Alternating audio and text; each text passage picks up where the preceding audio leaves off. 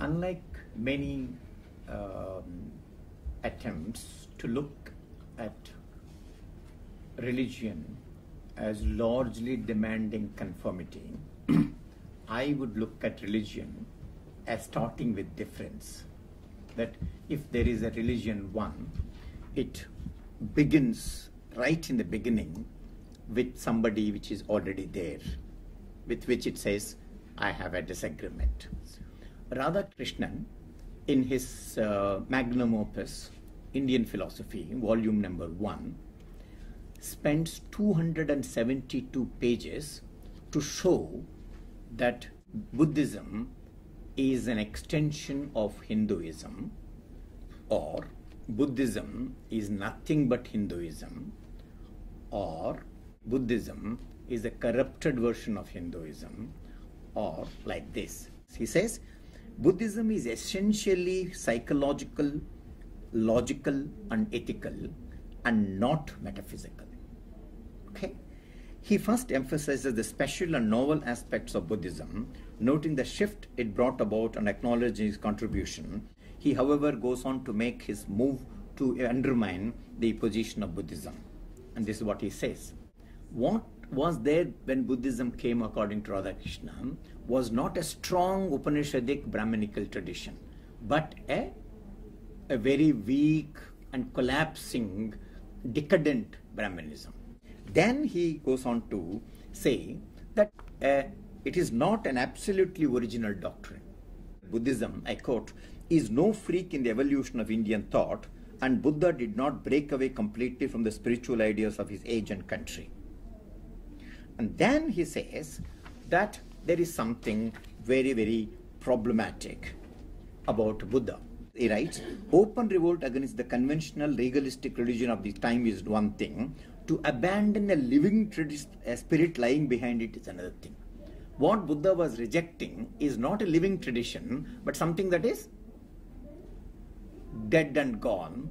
It is in a decadent position. Making a further point, Radhakrishnan embarks on explanation as yet another major difference between Hinduism and Buddhism, namely the rejection of the caste by Buddha. Radhakrishnan claims that Buddha does not oppose institution of caste, but adopts Upanishadic standpoint. And he says that Buddha's rejection of caste is already there in Upanishads, because Upanishadic seers were not interested in Brahmin by caste, but Brahmin by talent. And then you have B.R. Ambedkar, who comes up with the complete rejection of the Brahminical tradition, complete rejection, total rejection. But then there are these two important points that we must remember, which is not recognized in the mainstream work on Ambedkar, is that Ambedkar accepts Buddhism, and along with Buddhism, Ambedkar also accepts Sankhya.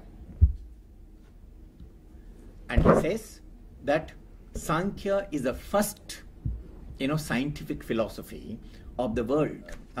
Murti makes a very interesting point. Radhakrishnan was his doctoral, his PhD supervisor. He says that what Radhakrishnan has done is very, very wrong. It is not possible to club Buddhism as part of Hinduism. I don't agree with it. Yet, the remarkable thing about Murti is, he says that there is a lot of mutual learning that took place between Buddhism and Hinduism. He says that if you look at Buddhist works, you find lot of the format is Upanishadic format.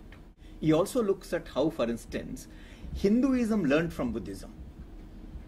All this argumentative tradition, the logical argumentation that Shankara has used in making Brahma Sutra Bhashya, are a Buddhist, arguments. They are not there in Upanishads.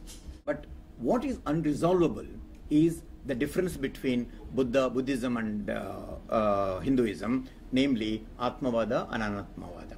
And he rips Radhakrishna when he says, no, Anatmavada is another form of Atmavada. He says that if Buddha wanted to say that Anatmavada is a form of Atmavada, he would have said it.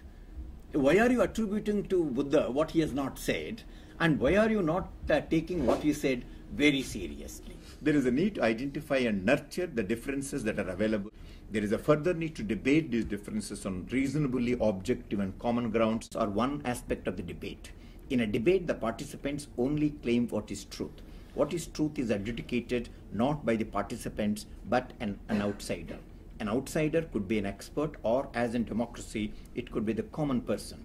What is suggested here is not mere identification of difference, as was the preoccupation of the Orientalist, nor expressing ideas in isolation, nor not even dialogue between two cultures or schools of thought which largely remain less rigorous, not mere arguments, but a rigorous and relentless debates. Modern India provides several examples, several complex debates for philosophy to rejuvenate itself.